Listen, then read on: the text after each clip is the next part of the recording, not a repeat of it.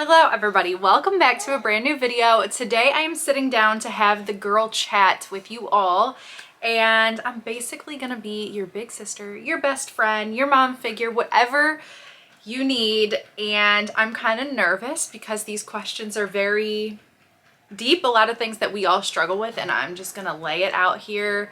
I'm putting my own personal struggles and self out here, but if it helps you guys, if it helps one person watching this video, then it's all worth it.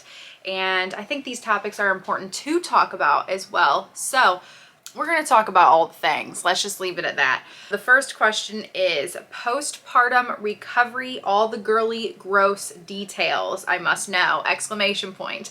So with that, there is quite a few. If you were just stumbling on this video, you don't know, I did have a baby 6 months ago. So I'm 6 months postpartum now, and he is my first.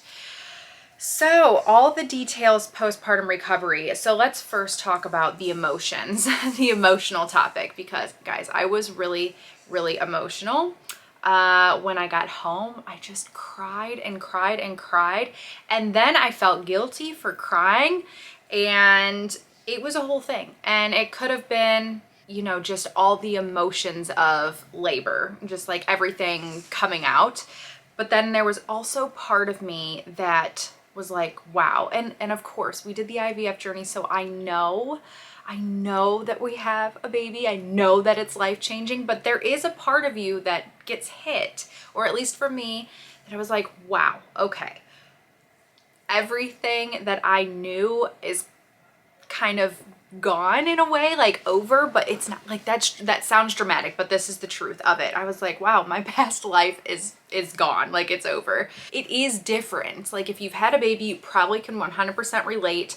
I also might be sounding insane, but I'm just being honest with you guys. This is how I felt. That lasted a couple of days. I mean, I was sobbing, shoveling food in my mouth, like eating dinner, trying to eat mashed potatoes, and I just remember tears streaming down my face. Again, I think it's a combo of like the emotions of labor and just mourning my previous post self and just not knowing what to do and what to expect.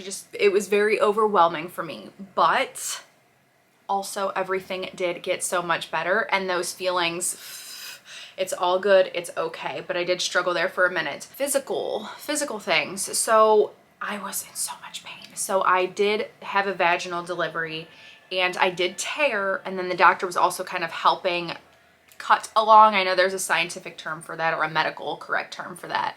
Oh, it was brutal. The stitching, it was brutal. I tore a stitch at Liam's first appointment. I was getting out of the car, Larry drove. I reached to get out and I ripped a stitch, which just upset me, honestly, because I was like, oh my gosh, it already hurts so bad, and now I've just prolonged the healing process down there. It's very swollen. Guys, it is not a fun time. But again, it does get better. I would say 1 month postpartum, I was much better. The first 2 weeks are the hardest in the recovery world for me down there, at least.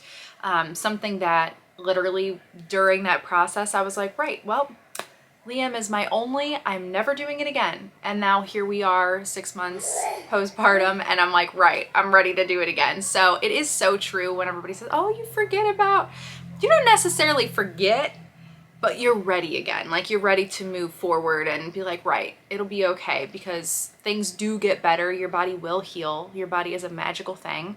Your mind is a magical thing, and it does get better. The bleeding lasted a long time. I don't know how long. I have it written down somewhere, but it was a while for me. It was like 6 to 8 weeks, 6 weeks, 8. I think it was 8 weeks. It was a process. Oh, the breastfeeding. Let's talk about that. Like the breastfeeding pressure. Like I felt so much.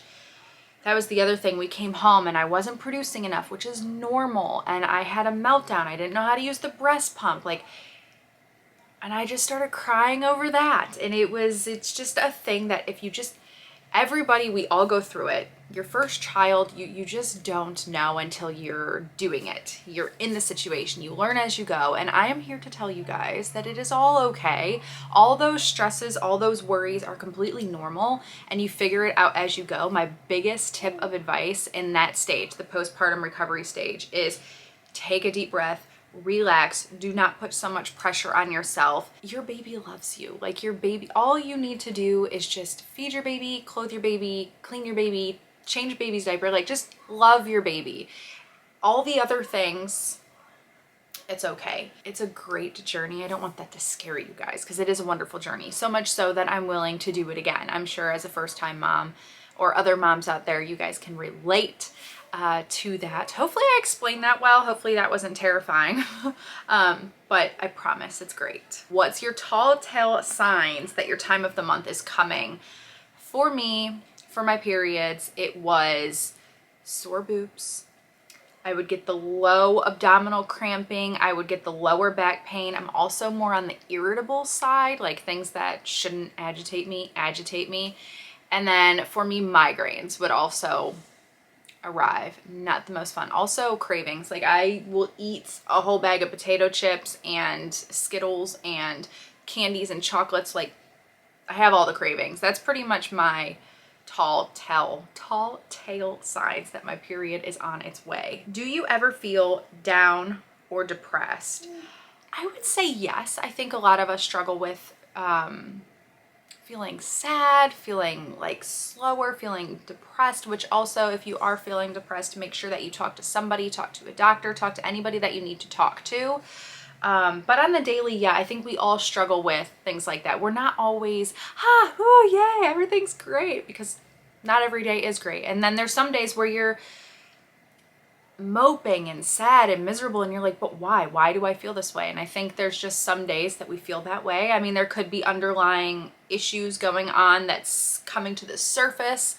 But with me, yeah, on those days, I would say I try to limit my social media, or just really at all. I try not to. I try to do the things that help me. And that's, you know, baths, taking a walk, being cozy, talking to my mom, talking to my husband, talking to a friend, whoever it is in your life that you need to talk to.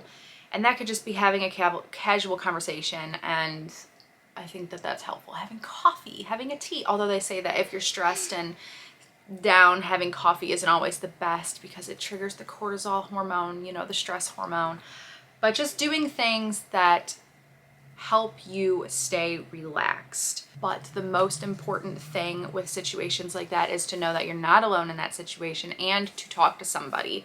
Holding that all in, keeping things to yourself, I don't recommend that. I don't recommend that at all. I don't think the suffer in silence is a good thing. You're not alone in feeling that way. I also feel that way. There's some days where I feel anxious. There's some days where I feel like what I'm doing isn't good enough. I'm boring.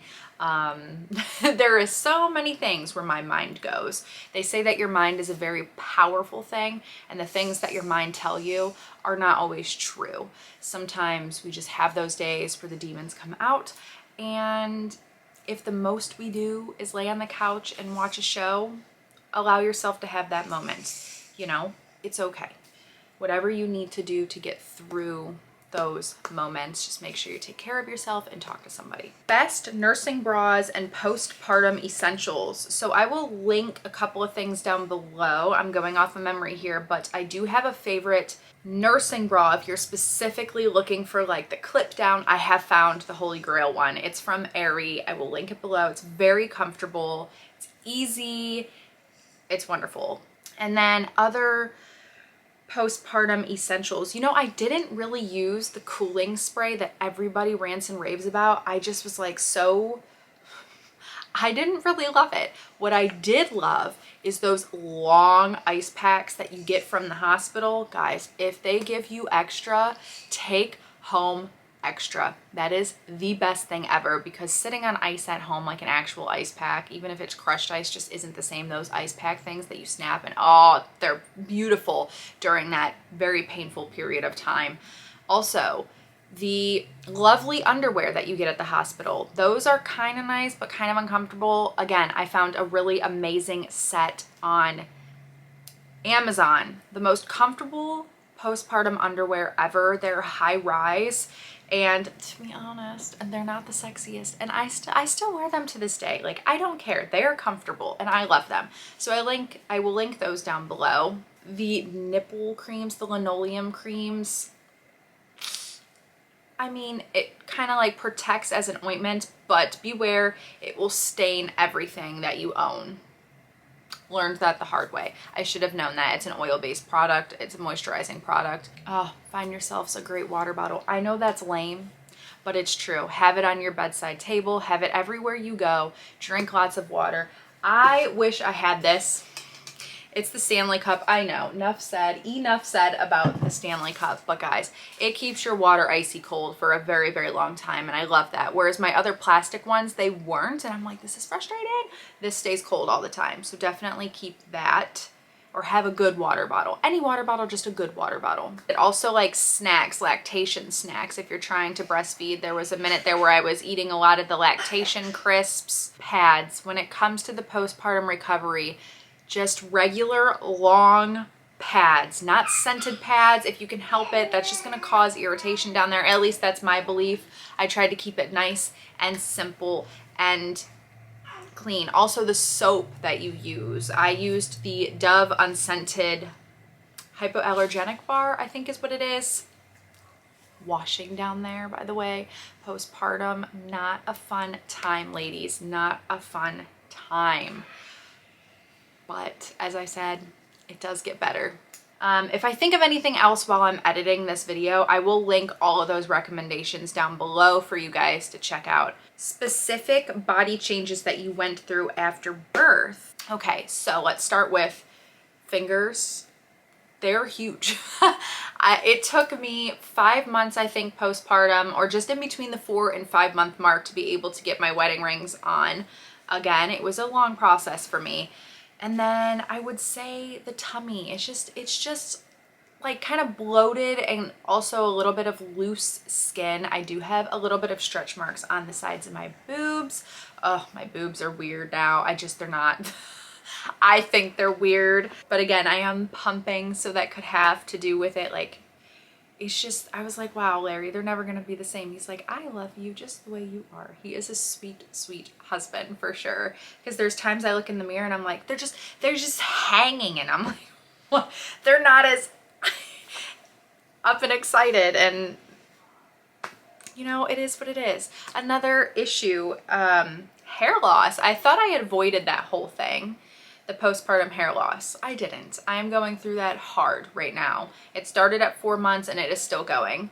And what can you do? I don't know. Let me know if there's remedies. I've seen oils and all the stuff that you put and you massage it in, and I'm like, it's supposed to relieve itself when the baby's about a year old. If it doesn't, then they recommend going and talking to somebody. Oh, going back to the postpartum things. Prenatal vitamins. Make sure you guys are still taking the prenatal vitamins.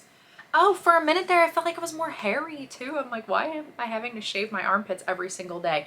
That has since slowed down also. Oh, my skin. Let's talk about that. And actually an improvement. My skin is so much more clear since having a baby. Still, knock on wood, I haven't had any of the hormonal acne that I severely struggled with before having Liam. Ask me again when we start the second IVF round, when you have to take hormones. That might change things for me. That might bring out a whole different ball game of hormonal acne. I'm not 100% sure, but that has been better, I will say. And my migraines have actually been better. How do you feel about your private area after having a baby? Does it feel and look the same? Okay, guys.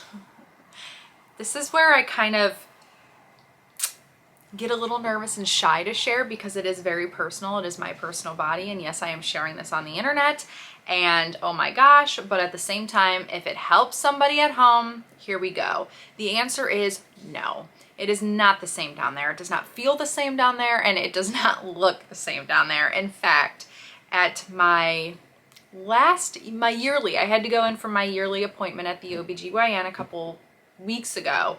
And I was like, something's wrong. It doesn't feel right. Like it feels like there's like a lump or like an external lump. It just doesn't feel right to me. And she looked and she said, oh, yep, that's completely normal. That's your pelvic floor. And I'm like, okay, so that's completely normal. It just feels bigger. Essentially, it just feels not as, that's as best as I can put it, guys. And again, all of us that have had babies are probably like, yep, I know what you mean, girl. I know what you mean. Unless you've had a cesarean, that comes with, I'm sure it's whole other topics that if that ever happens and I experience that, we will talk about all those, recovery and everything else like that. But vaginally, yeah, no, it's not the same down there. Let me know if you've had kids and it's been a long time and you've had years of recovery. Does it get better down there? Does it stay the way I'm describing? All right, so this isn't exactly like pregnancy related, postpartum related, but this is weight gain with working from home. And this is a very good topic and something that I really struggled with before doing YouTube. And I'm sure a lot of us struggle with this, especially since COVID. A lot of us do work from home. My job previously, I worked in a nursing facility and a doctor's office where I was on my feet and I was walking a lot, especially when I worked at the nursing home. I was walking well over 10,000 steps a day, up and down stairs, very, very busy. And since then, since working from home, I noticed that's when I started putting on weight and started gaining weight. And that is because you're sitting, you're at home, you're not doing as much. You also have direct access to your refrigerator all the time. What I have found and what I'm trying to do, and again, I am new at trying to do this, is just having multiple healthy snacks throughout the day, like a handful, like 3 healthy snacks throughout the day instead of going so long without periods of food. Because I noticed if you go a long time without eating food, you're more likely to grab something that's unhealthy because you're starving and you just want to grab the quickest thing possible. Try to get yourself outside for 20 minutes a day, 30 minutes a day, maybe a cycling bike. I have one. You guys are actually sitting on it. I'm filming on my cycling bike. It's small, it's compact, so it'll fit in great small spaces. I use that. And then I have been searching like 30-minute beginners, low impact YouTube workout videos, and that has been the best for me, and that is what I am trying to do. It is very, very easy, and I am guilty of it for how many years I've been on YouTube. What, for 3, I don't know, 5, I have no idea how many years, but I have been guilty of that very thing. Of if I'm sitting at home, I don't move my body, I don't do anything. I go from the couch to the refrigerator to the bedroom, lift the load of laundry basket and walk back and forth, and then I don't do anything. And it's kind of like you have to put in the effort to push yourself to be like, right, I'm gonna get outside today, I'm gonna get fresh air, I'm gonna go on a walk, or I'm gonna put on that YouTube video and do a workout instead of scrolling on your phone, looking at videos and pictures and exercise. Huh? You walk, you exercise, you ride your bike. I do. That's what I'm explaining. But there has been years that have gone by where I don't, or I would do like intermittent, really hardcore. That's the other thing, guys. Do not go hardcore. Slow and steady wins the race. Otherwise, you're going to crash and burn. At least I do when I do that, where I'm like, right, I'm going to be really strict with this and strict with this. That doesn't work. Just relax and just one day at a time, one task at a time, one workout at a time, one healthy meal at a time, more water, one more cup of water at a time. Just, I understand it though. I get it, and I've been there. How do you organize your day to manage work and mom life? I think the best thing to do with this is what I do. I make task lists. The days where I'm like, right, I need to film on this day, or I need to sit down and edit. I need to do invoices. I need to respond to emails. I need to organize my calendar. I need to organize this and that, appointments, everything. There's just days that you have to set aside and be like, right, this is the day that I need to tackle all this. I'm behind on this and I need to get it done. I'm still working on a balance with work, like office, like sit down in this moment, and then mom life. Like right now, my son is laying on the floor behind me playing with toys. I can see him, and there is part of me that feels guilty that he can see me, he's looking at me, but I'm turned around talking to you guys. Like there's always that kind of mom guilt. I have it when I edit and I know he's awake. Like I don't feel as bad doing these things when he's napping, but guys, his naps are getting shorter and shorter and shorter. If you have a business, or you're working from home, or you're working out and about, my best friend works out and about, and it's a lot, you know, coming home and trying to juggle everything in the short amount of time that you have before you know it, everybody's going to bed and you're waking up the next day and it's repeating again, which there's pros and cons there. with both, with like working from home and then working outside of the home. Just make yourself try to stick to a schedule. I also try to not film on weekends, which that's when a lot of the family day videos started lacking, and a lot of you guys were like, where's the family day videos? And that's because I was trying to do like a Monday through Friday thing where I film during the week, edit during the week, answer emails during the week, and then kind of slow down on the weekends. But a lot of times there's fun things happening on the weekends where I'll want to film. I'm going way off on a tangent here. Basically, guys, make lists and try to stick to a schedule. Intimacy after baby. My marriage is struggling so bad. You're not alone. You're definitely not alone with that. I have spoken about this in the previous girl chat video. I've talked about low libido, and not much has changed, guys. I still have a very low libido to the point where I'm like, is there something wrong with me? Like, what is wrong with me? And I don't know. Maybe I should sit down and ask my doctor, like, but I think it's something that a lot of us struggle with. I think it's something that a lot of us do not like to admit or talk about. And I don't honestly have an answer on how to fix it because I don't know. The only thing that I would recommend is to talk to your doctor. Maybe that is also what I should do, is talk to my doctor. Here I am giving you the advice to do it, and I'm like, maybe I should. Well, no, I should.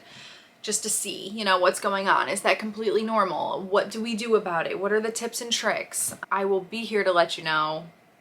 I'm right there with you, struggling with the same thing. Have you gotten your period yet since having Liam? I have not gotten my period yet.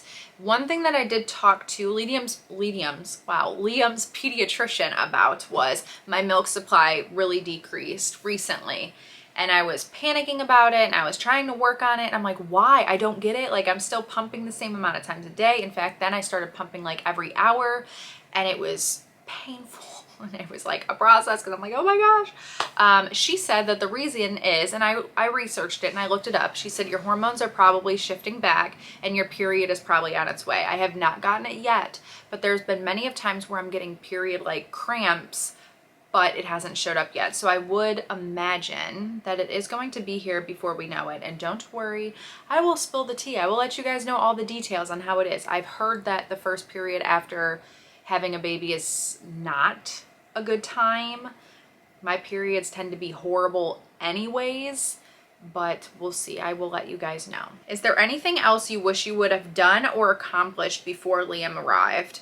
The only thing I would say is I wish that we would have traveled more. We've been very lucky to travel. We've gone to New York City, we've gone to Colorado, we've gone to, I can't think of things, but we have traveled, but I wish I would have traveled more. I wish we would have gone overseas. I mean, COVID pretty much did put a stop to a lot of like the overseas traveling. Nobody was allowed to leave. Again, not that you can't travel with a baby, but I'm imagining it's probably more difficult.